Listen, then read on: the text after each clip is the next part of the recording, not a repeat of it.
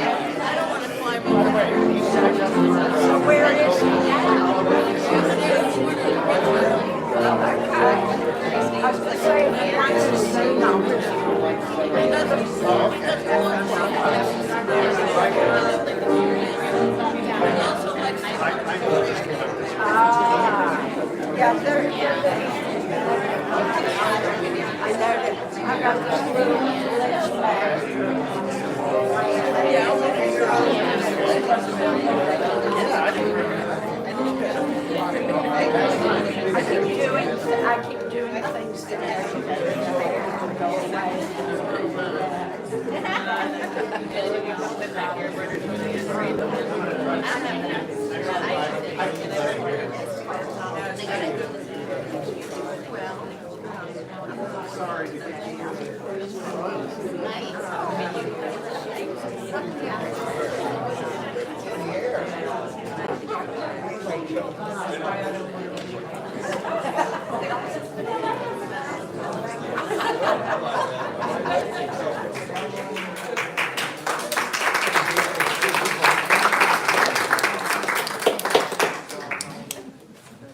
Good morning and welcome to the Unitarian Universalist congregation of the Swananoa Valley.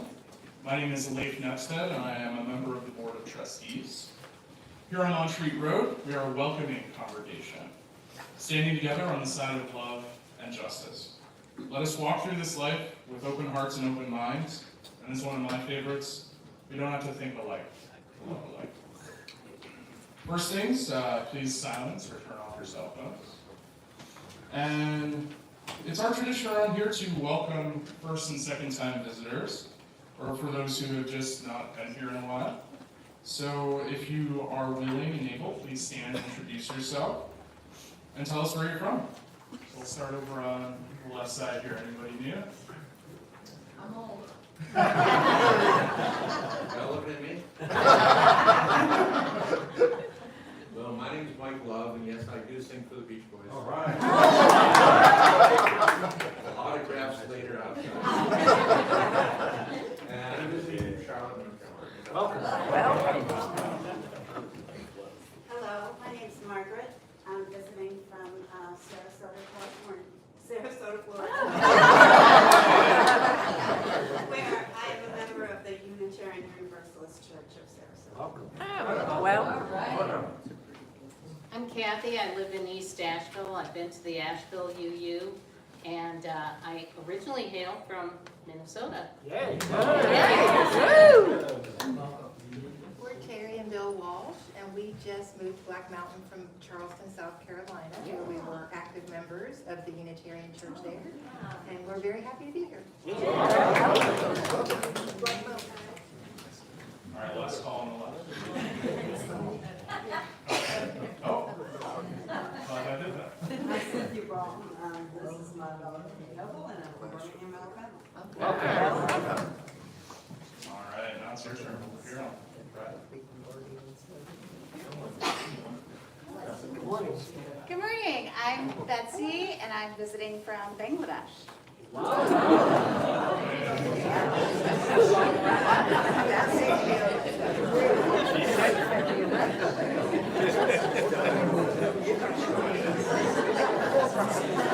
really got the chat. Well, thank you for all visiting.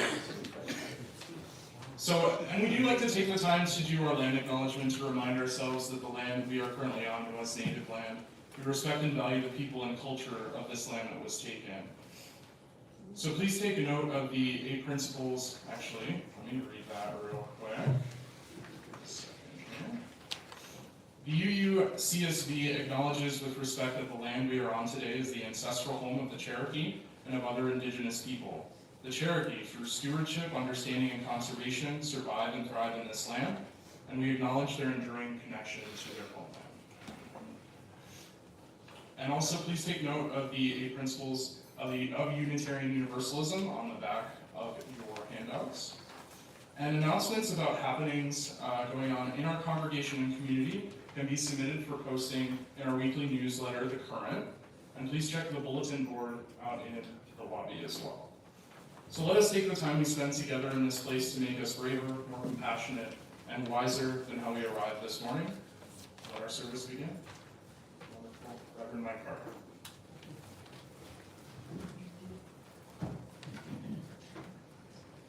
Don't worry, you get the chimes. Oh, sorry.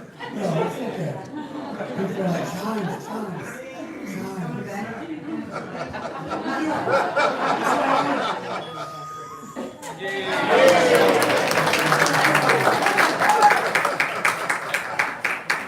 So glad we get to laugh with each other. Good morning. Good morning. Good morning, good morning. In Bangladesh, my goodness. It makes us feel good. We came a long ways. So all you visitors, thanks for being here this morning. I wanted to use these words actually from the Passover Haggadah because I thought they were apropos. Thank you, Diane. May the light be now kindled. Inspire us to use our powers to heal and not to harm, to help and not to hinder, to bless and not to curse, but to serve the spirit of freedom. So, maybe we'll use those again at Passover. Please rise as you are willing and able, and join in singing our opening hymn this morning, hymn number 42, Morning So Fair to See, number 42.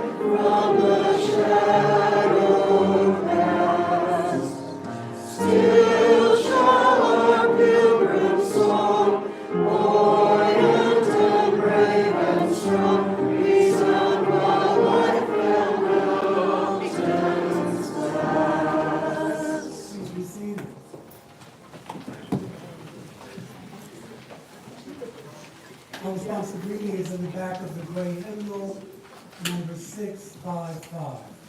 We will read that responsively.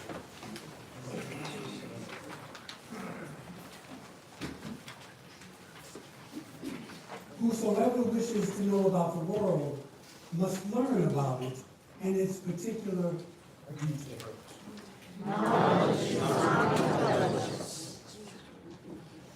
Let's say that again.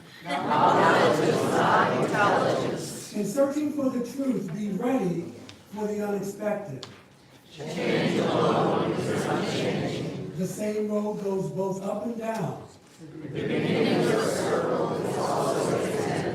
Not I, but the world says it all. All is one.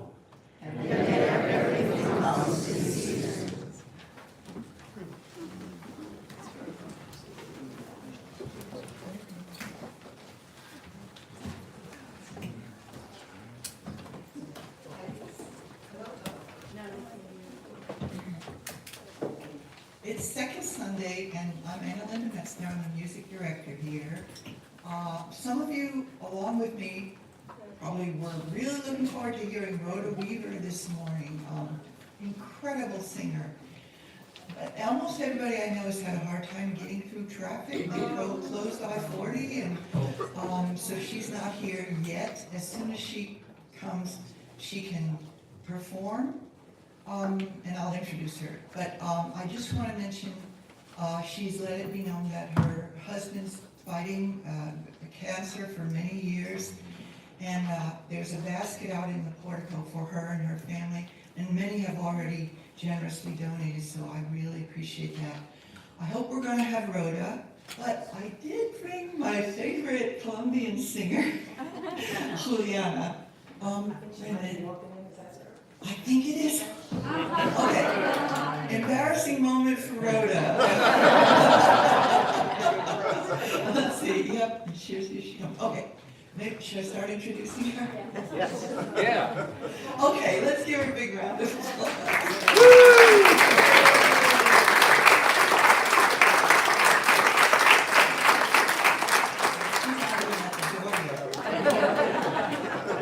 Not Bill.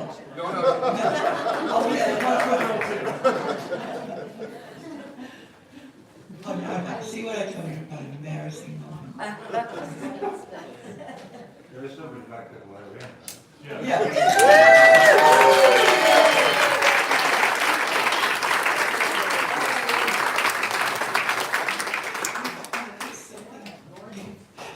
I said, this is an embarrassing moment. Put some things over there.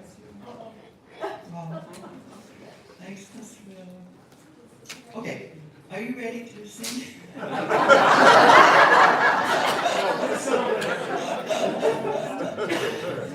I'll introduce you. It's second Sunday. Our guest musician is the wonderful singer Rhoda Weaver. And you'll I first heard Rhoda singing Eyes on the Prize at one of the women's marches in 2016. She began as a busker in Asheville and now sings all over our region with her band. She lives in West Asheville with her lovely family. And I did mention Rhoda's husband has been dealing with cancer for many years. If you would like to help, there's a basket at the table in the portico where you can donate with cash or checks. But we are so happy and welcoming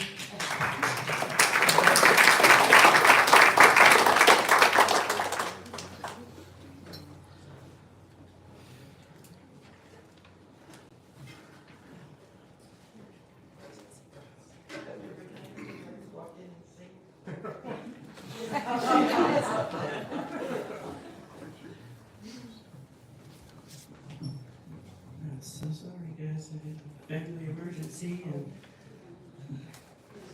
very unexpected, and I did not know about the festival traffic. So my spirit was here, but my body was in the traffic. Nobody throw any tomatoes at me, 'cause I'm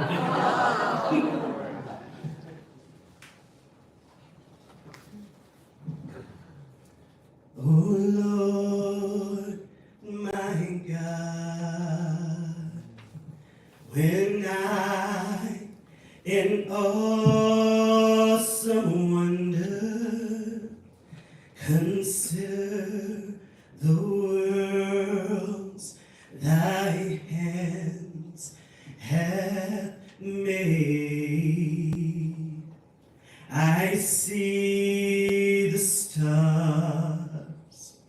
and I hear the rolling thunder, thy power throughout the universe displayed.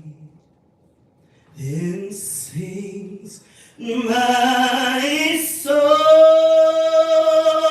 my Savior God, to thee. How great thou art, how great thou art. Then sings my soul, my Savior God, to thee. How great thou art, how great thou art. And when I think of God, his Son not sparing, sent him to die, I scarce can take it in, that on the cross my burden gladly bearing, he bled and died to take away my sins. Then sings my soul, my Savior God, to thee. How great thou art, how great thou art. Then sings my soul, my Savior God, to thee. How great thou art, how great thou art. When Christ shall come with shout of acclamation and take me home, what joy shall fill my heart. Then I shall bow in humble adoration, and then proclaim, my God, how great thou art. Then sings my soul, my Savior God, to thee. How great thou art, how great thou art. Then sings my soul, my Savior God, to thee. How great thou art, how great thou art, how great thou art, how great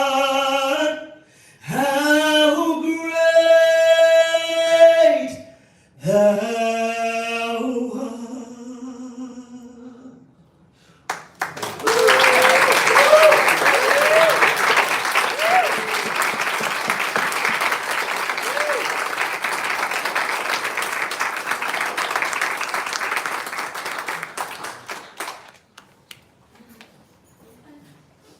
Thank you, Ms. Lee. So this is the time in the service when we invite you to come and drop a stone We'll light a candle, and we witness your joy and concern. Again, the water's in the bowl.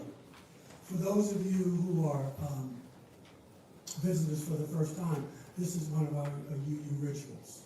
And so I guess in other churches you would kind of call it testifying, only we do it in a silent way. So, having said that, the floor is yours.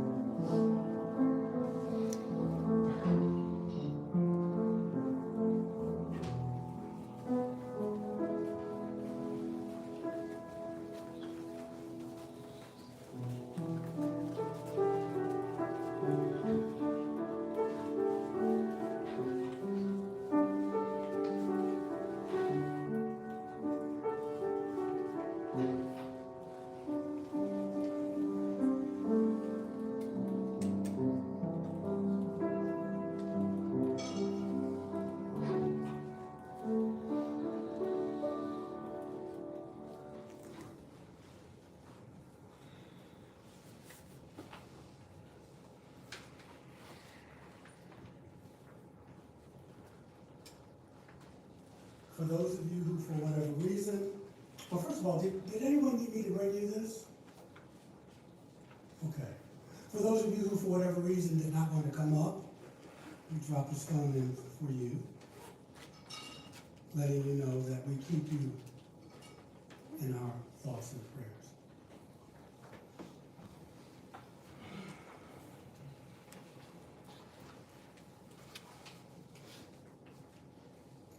I want to share with you a meditation that was written by theologian Paul Tillich.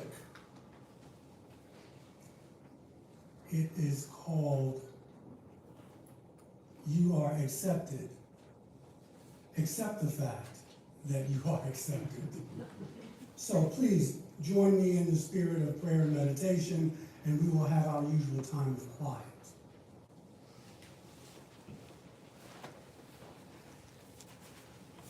You are accepted. Accept the fact you are accepted. The universe has hurled you into being, one among many infinite variations of selves that might have been. It has created you unique among all creatures. Cosmic codes translate into the person you are. Natural forces from time immemorial have created you, and the universe accepts you for what you are. You are a privileged citizen of a world blessed beyond all imagining. The great globe spins and whirls to bring you sunshine by day and stars by night.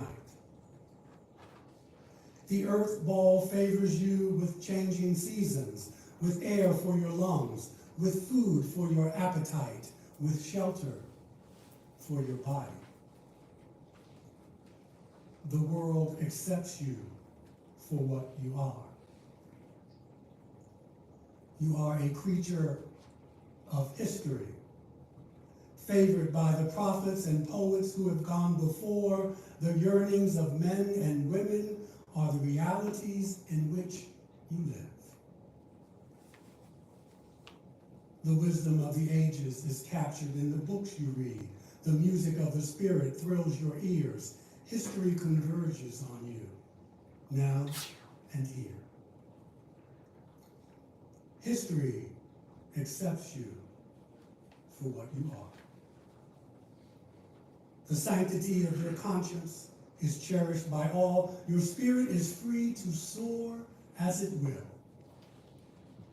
Your mind may move to whatever it chooses.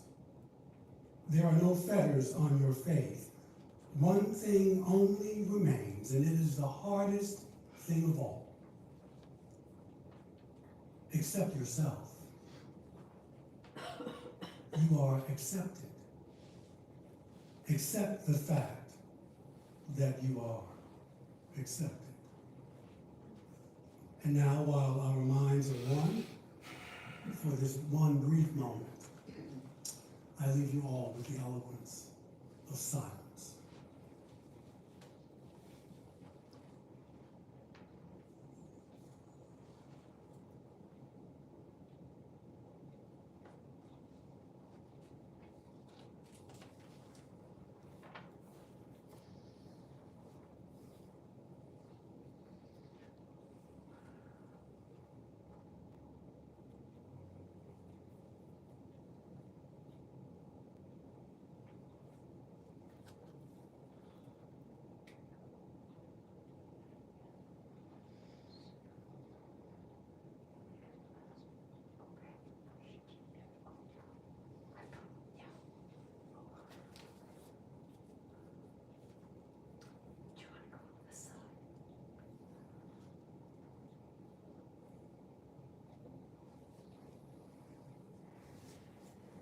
And so it is.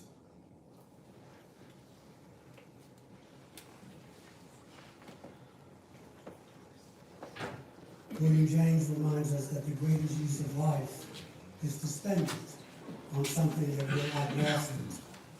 And that's that spirit you collect this morning's offer.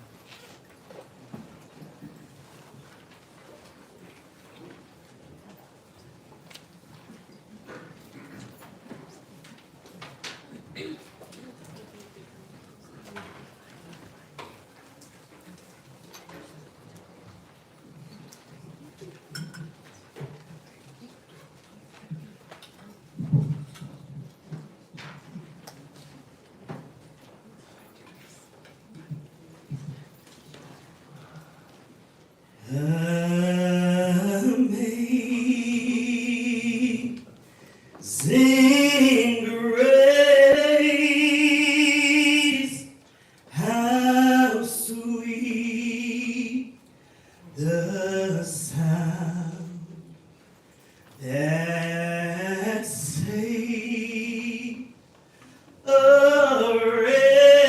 wretch like me. I once was lost, but now I'm found. Was blind, but now I see through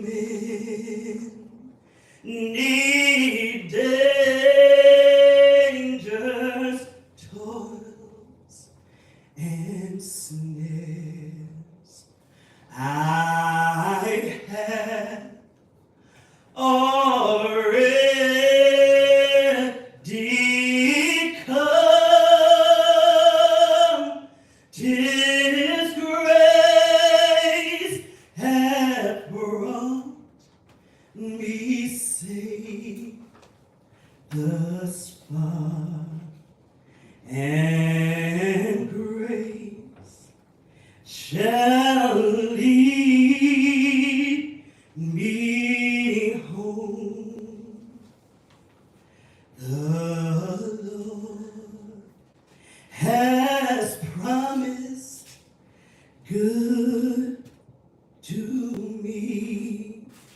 His word, my hope secures.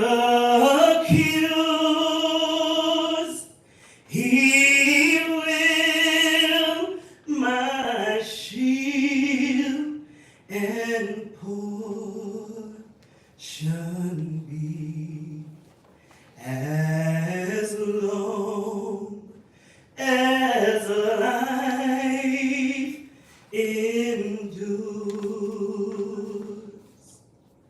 When we been there 10,000 years, bright shining as the sun,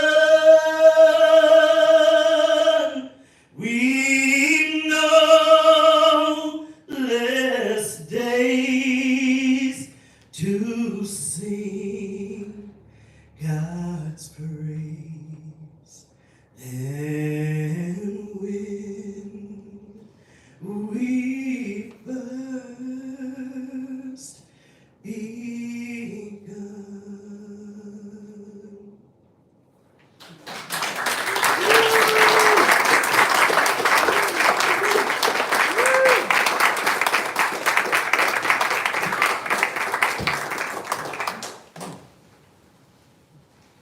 Thank you for your generosity.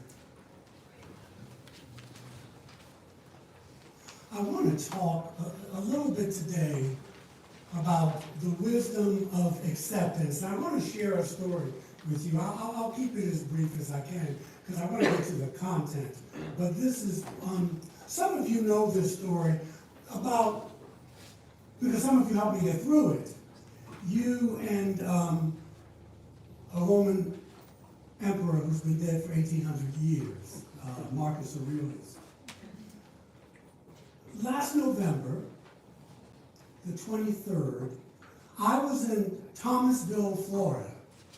You familiar with it? I may as well have been in Midbury. And I go to see my mother-in-law. And she hadn't been doing so well, but we went down there to see her, and she was on the mend. And so we left to come back home, Dawn and I. And we left about 8:30. It's about a 10-hour drive with all the stops and everything.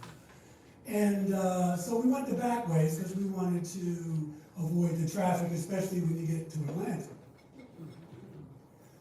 So there's a state trooper about 30 yards, 25 yards in front of us, sitting on the side of the road. And I was driving my wife's car, which is a Ford, and if it goes over 60, it starts to shake. So we're driving, and I look down, and I'm doing 27, it's a 35-mile-an-hour kind of thing going on. And so we go by, and he looks in the car, because that's how slow we were going. And he immediately pulls me over. And he tells me, he asked for license and registration. We didn't have a lot of niceties exchanged. And he said, you were going 35 miles over the speed limit. So I said, officer, with all due respect, if that was true, you could probably stop me up ahead a bit. And he said, well, my radar says you were going 35 miles over the speed limit. So, well, what am I going to say? So I say, I'm giving you a citation. So I say, okay. So give me the citation. And so it's Friday, and I didn't go to the place where I could have went the first time. I try not to do that. And sometimes that could be foolish and sometimes not. On the way back, I saw plenty of people being pulled over, because it's out-of-town tags, it's the end of the month, they have a quota to meet. So I'm telling myself that. So Monday I pay the ticket, it's $509. So I said, well, it's a little extra special sauce he puts on. So I just figured I do not like to pay my bills and get them done. So that's what I did. you know, I learned something. I learned that if you pay for your ticket, you are admitting guilt in some people's minds. In the Twilight Zone. So I paid the ticket. So that's November 23rd, that weekend, that Monday after Thanksgiving. On April 7th, I'm coming to work, right down here getting off, from Asheville. And usually, when you make the left, there's a lot of cars there coming off. But it was only me, but there was a cop on the side there watching, So I did my thing, I pulled up, I waited till I could change, I put my blinker on, and so she proceeds to follow me. And she puts on her lights, and so I pull over to the bylaw. And she says, no good morning, no, you know why I'm pulling you over, right? And I said, good morning, officer, I've never seen you before. And she says, did you get a ticket, license and registration, she said, did you get a ticket in February in Florida? I said, no, it was in November, and I paid it. It was $509, which, since we're talking, I thought was a little excessive. So does that come up on your computer? She says, no.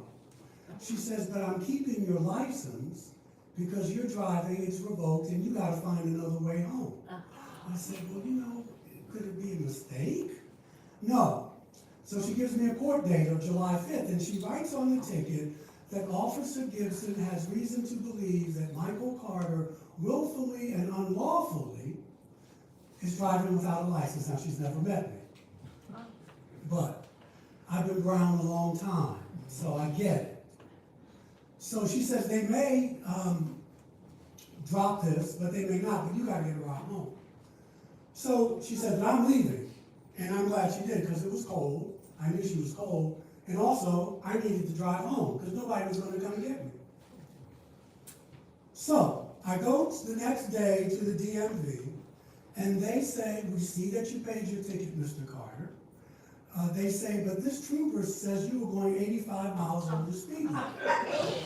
And so you now, and we consider that a felony. And we say that, it was either they said or the trooper said, or both, that you are not to get your license back until September 24th of 2024. So I said, oh man, this is interesting, isn't it?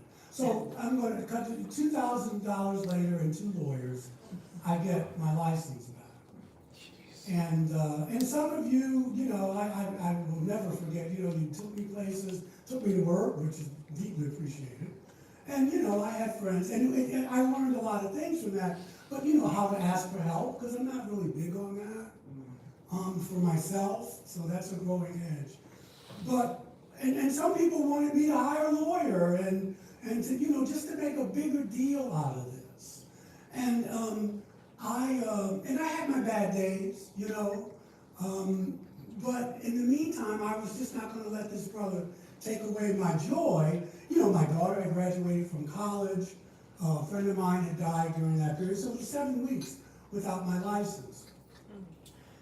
And it just taught me more about, it's easy to accept when things are going well, but there's a discipline to being able to accept, what happens to you. And just know that, and every day I read Marcus Aurelius' Meditations. I highly commend it to you. He was one of the good Roman emperors. He wasn't flawless, but he was a philosopher king, basically.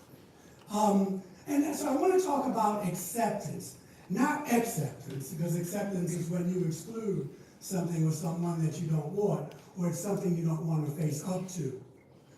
Acceptance is when you receive something or you come to grips with something. Acceptance in the context that I'm speaking about can lead to freedom. It led me to freedom. You never was, Bob Marley said, you never know how strong you are until you have to be.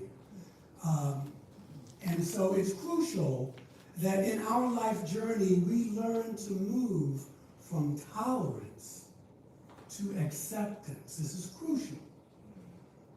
Many people feel that when they are asked to accept something, that this means that somehow they must acquiesce to a situation, be resigned to it, or simply to give up.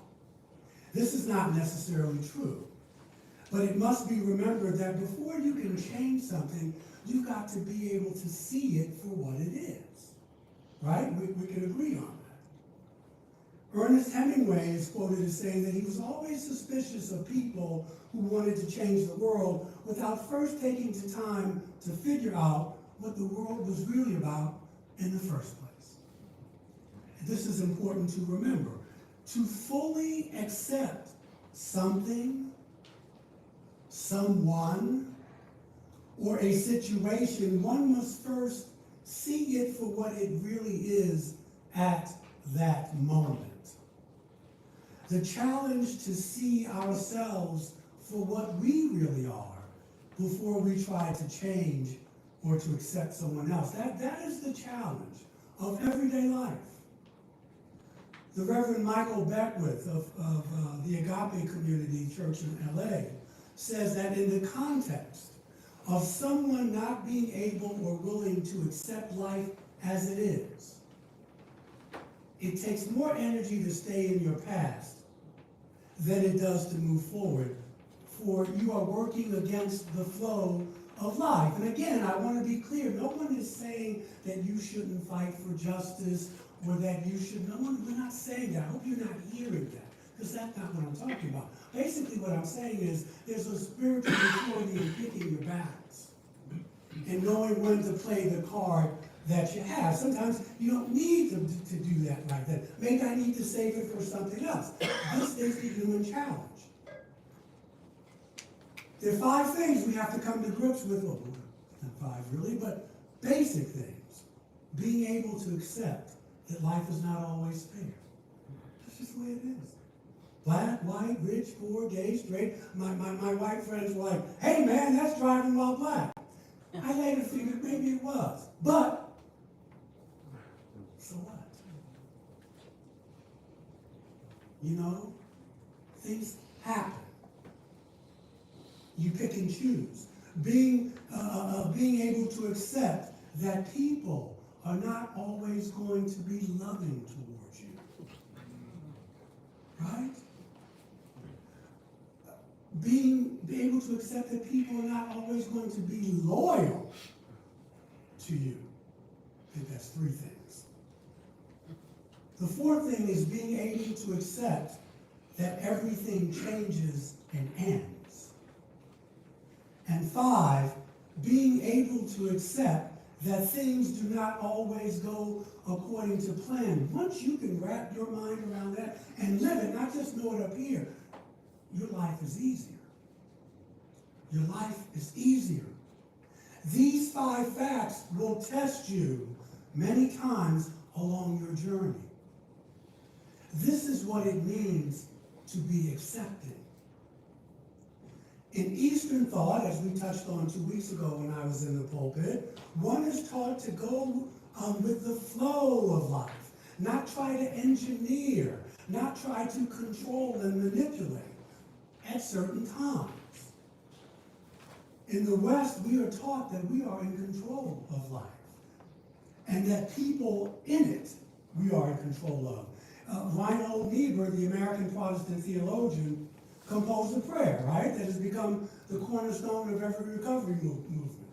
God grant me the serenity to accept the things I cannot change, the courage to change the things I can, and the wisdom to know the difference. There's a variation, there are many variations.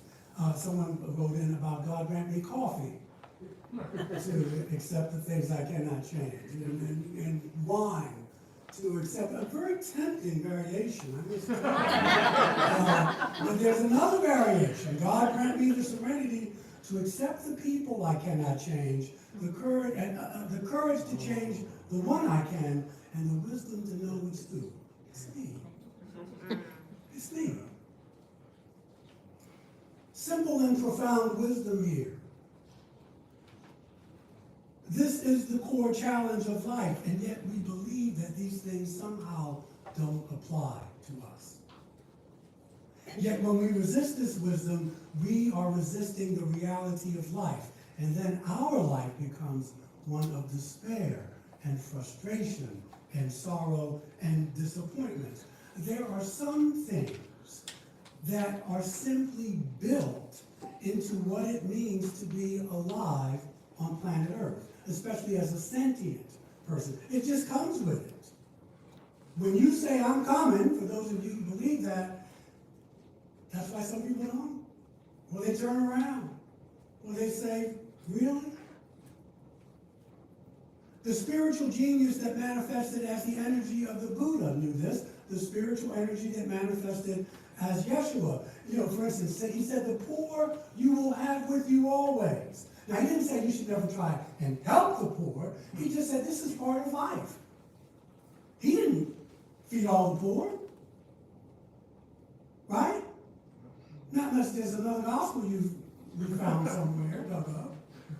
You know, it's just about having the reality of life. Buddha said that the cure for suffering was what? Non-attachment. He did not say that we should not assist or care for those in need. He simply said that becoming attached to our actions and the results of those actions were the cause of suffering. I just found out that a friend of mine is in a nursing home over the weekend in New York. He helped me at a time when I was really having a lot of spiritual experiences and I didn't know how I was fearing for my sanity. And he had a support group. So I let someone else know in the support group. I said, hey brother, you know, Harold, I just found out Harold's in a nursing home. I don't know where it is. It's probably in Brooklyn. His response was, that's horrible. But it may not have been horrible. Do you see how we put our stuff on things? Harold may have wanted to be there because he couldn't cope by himself, but we put that's horrible. I mean, I didn't respond to it, that's his feeling. But we add stuff to stuff that we don't have to. That's our perspective. For instance, I could say, boy, you guys look like you're really attentive to this. And I could be wrong. I could say, you know, you're looking at me and you're listening, but to say you're attentive, see, I've added something to that. We as human beings, we do that a lot. Non-attachment is that you should not own or feel, it's not that you shouldn't own or feel anything, but that nothing should own you. Philosopher Alan Watts reminds us that there will always be suffering in this world, but that we must not suffer because of the suffering. If I had let this redneck trooper steal my joy, I would not have enjoyed my daughter's graduation because I would have been right. You know, he was wrong for doing that. I got caught. This time, I wasn't speeding. What about the times I got away with it? Do you see what I mean? But then there are delightful givens. We experience joy. Our hopes are sometimes exceeded. We discover unique inner gifts. Things have a way of working out. Luck comes our way. I was very fortunate because when I was sending them, it was barbaric. It was trifling to me. But there are 5 states in the Union who don't use a certain technology, so I had to fax my stuff. So it was South Carolina, it was Tennessee, it was New Hampshire, it was Georgia. I found that out. There was one more. And so rather than just putting it in this database, I had to fax it. And I faxed about 7 times, but every time I called them to be disappointed, there was one brother on the phone, and he would say, let me look into this for you. He called me one day. I was like, he said, I know you don't have your license yet. I said, who is this? And he said, so-and-so. And, he got me through. One day he said, the next time you fax it, because I don't see it, he said, put attention R, A-R-T, on it, on your fax. The next day I got my license. I asked him, I wrote a letter to his supervisor. I said, why did you go that extra mile for me, brother? He said, because my daddy is a minister, and I know you need your car. So luck came my way, because I said yes to life.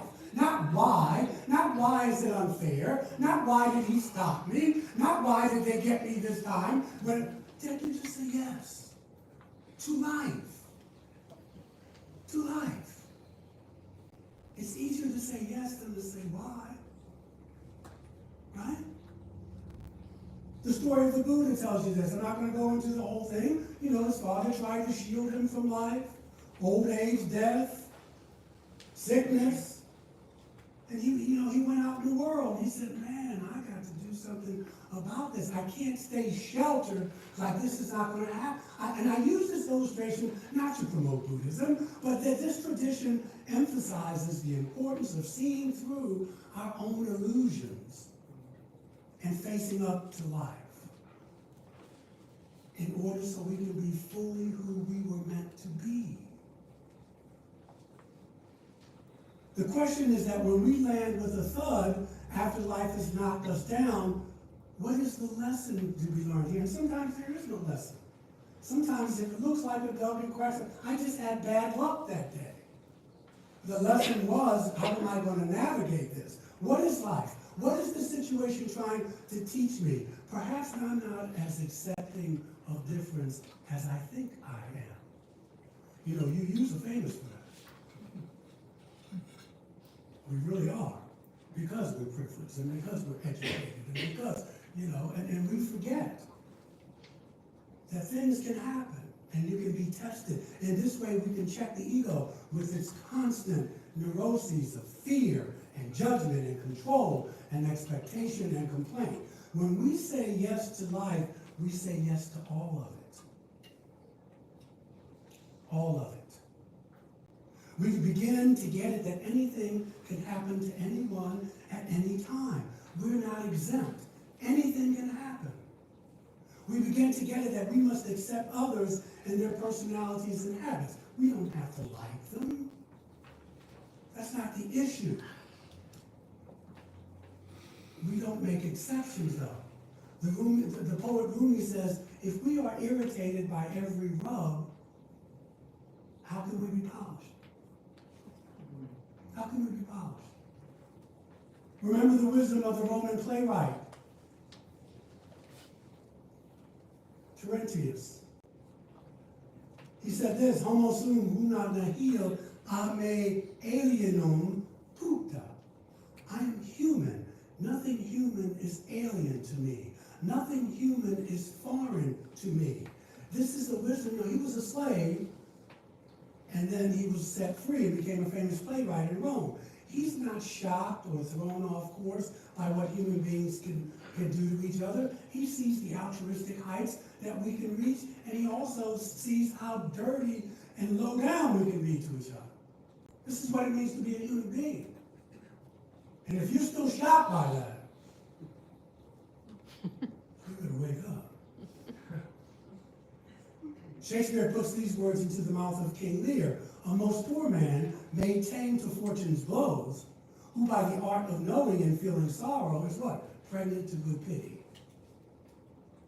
In other words, the blows of life equip King Lear to have compassion towards others. The inner life needs to be stretched. It needs to be sometimes difficult. Or you'll shrivel up. Your inner life, you'll shrivel up. What kind of world would it be if things didn't change? Or everything was predictable. It didn't include pain. That'd be good. But guess what? We don't live in that kind of world. This is certainly not this world. So you gotta come to grips with that. Western thought teaches us to think dualistically, good and bad. We say yes, right, to the paradoxes of life. We can make commitments and plans fall through. We can make our compassion in an unjust world. It's like the yin-yang, right? The symbol is a little dark in the light, a little light in the dark. This is life. Here's some examples of what I mean. Although everything changes and ends, things renew themselves and they move through cycles, right? Life is cyclical. It's not linear. Although things do not always go according to plan, if you really tune in, you see there's a larger plan at work. So you're looking at life from a higher altitude. Although life is not always fair, something in us remains fair. Something in us refuses to be unjust or to retaliate. That's marvelous. And although suffering is part of life, we have ways of dealing with it, and thereby we expand, we grow, we evolve, because that's what you're here to do. And although people are not loving and loyal all of the time, nothing has to get in the way of our loving kindness. No human being can make you do something you don't want to do. Not really. So you see, there's the yin-yang. Say yes to life. The opposite of yes is not no, it's control. It's control. I do it all the time. I got abandonment issues, you know what I mean? Had a brother murdered. Not making an excuse, because just because I'm wounded doesn't mean I get to bleed all over you. But if I bleed too much, my wife will say, I think I need to get a lawyer. Yeah, I'm responsible for my wounds. You're responsible for yours. Don't I know it? Control is stressful. Let go of it. Finances, jobs, relationships, all the unpredictable. And it's not that we worry because we worry because we feel like we're going to get caught off guard. That I won't be prepared for if something's going to blindside me. That's what most human beings worry about. We worry because we've not learned to accept, but we don't trust that the chips will fall where they may and things will work out the way they're supposed to. We have to accept life not as we want it, but as it is. You don't want to be members of the CIA, critic, interpreter, and advisor. You don't want to do that. You practice this stuff. Joseph Campbell once said, hell is being stuck in the ego, stuck in trying to control things all the time. You can't talk about this at this gathering. We don't talk about that. I want you to have a good time. Yeah, I'm going to have a good time too. But there are people who do that, who will orchestrate. This is when you know you're in control. You want others to be different. You want someone to call back or visit. The house is not as clean or neat as we want it to be. We don't like waiting for tests or waiting for results. We obsess about what happened or what might not happen. Our parents, children, partners, friends, the world does not behave the way we think it should behave. Stop expecting you from other people. We have to anticipate all the possibilities. What if this happens? Okay, but if that didn't happen, what about this? Oh my Lord, what about, I don't know. What do you think? No, this is not a comprehensive list, but you get my drift. I'll leave you with this, so we can go on. Acceptance means that for now, this is what the situation is. This moment requires of me to do something, and I do it willingly. These words are from George Bernard Shaw. This is the true joy of life. The being used for a purpose recognized by yourself as a mighty one. The being a force of nature instead of a feverish, selfish little clod of ailments and grievances complaining that the world will not devote itself to making you happy. I am of the opinion that my life belongs to the entire community, and as long as I live, it is a privilege to do for it whatever I can. I want to be thoroughly used up when I die, for the harder I work, the more I live. I rejoice in life for its own sake. No. Life is no brief candle for me. It is a sort of splendid torch which I have got hold of for the moment, and I want to make it burn as brightly as possible before handing it on to future generations. That's acceptance. Isn't it beautiful? And for people who pluck your nerves, use this one. Use it on me, because I know I pluck your nerves. And you pluck mine. And I love it. And that's all I can really say, no matter what. This old favorite. Go placidly amid the noise and haste, and remember what peace there may be in silence. As far as possible, without surrender, be on good terms with all persons. Speak your truth quietly and clearly, and listen to others, even the what, the dull and the ignorant, for they too have their story. Avoid loud and aggressive persons. They are vexations to the spirit. And if you compare yourself with others, you will become vain and bitter. For always there will be greater and lesser persons than yourself. Enjoy your achievements as well as your plans. Keep interested in your own career, however humble.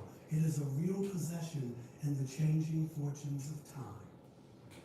Exercise caution in your business affairs. The world is full of chicanery and trickery. But don't let this blind you to what virtue there is. Many people strive for high ideas, and everywhere you look, life is full of heroism. Be yourself. Do not feign affection, neither be cynical about love, for the face of aridity and disenchantment is as perennial as the grass. Take kindly the counsel of the years, gracefully surrendering the things of youth. Nurture strength of spirit to shield you in sudden misfortune, but do not distress yourself with vain imaginings.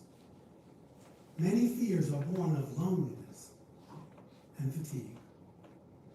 Beyond wholesome discipline, be gentle with yourself. Be gentle with yourself. You are a child of the universe, no less than the trees and the stars. And whether or not it is clear to you, guess what? The universe is unfolding as it should. Let go. We're all crazy. Therefore, be at peace with God, whatever you think that is. Whatever your labors and aspirations in the noisy confusion of life, keep peace with your soul. With all of its sham, drudgery, and broken dreams, it's still a beautiful world. Be careful out there. Strive to be happy. Be joyful, even after considering all the facts. Amen. Ashe. And blessed be.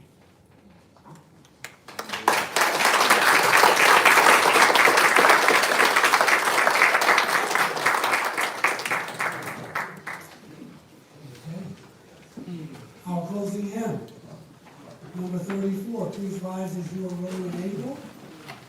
Number 34, though I may speak with bravest fire. After the hymn, would you please have a seat again so that you hear Rhoda Weaver one more time? Thank you.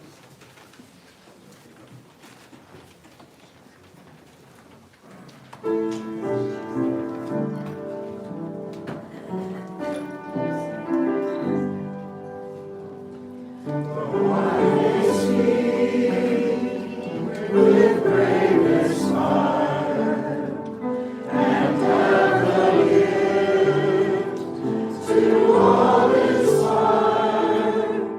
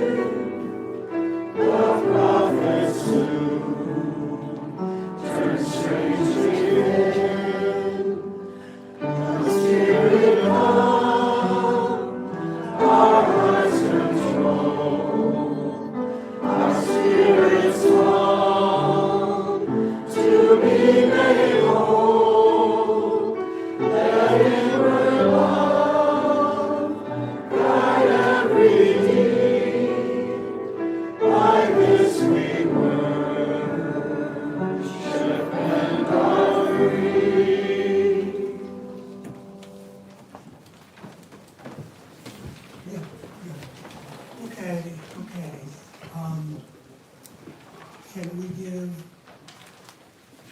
our musical guest and maestro some love?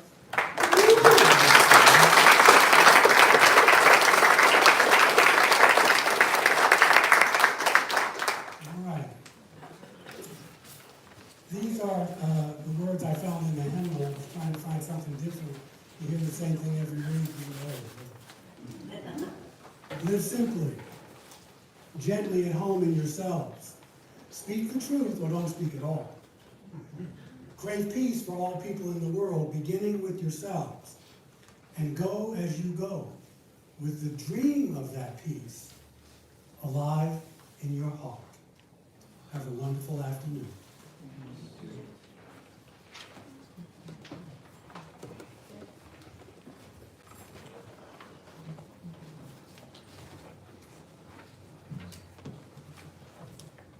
Thank you all for having me today.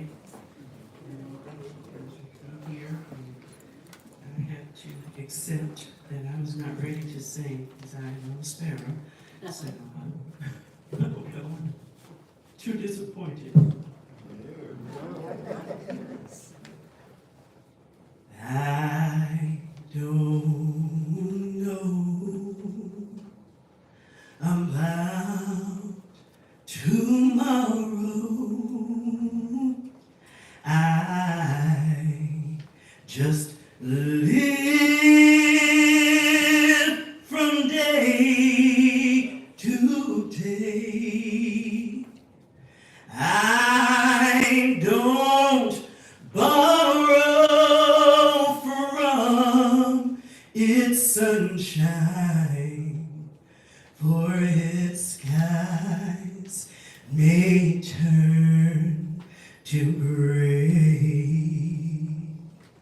I don't worry about my future, for I know what Jesus said, 'cause today He walks beside me, for He knows what lies ahead. Many things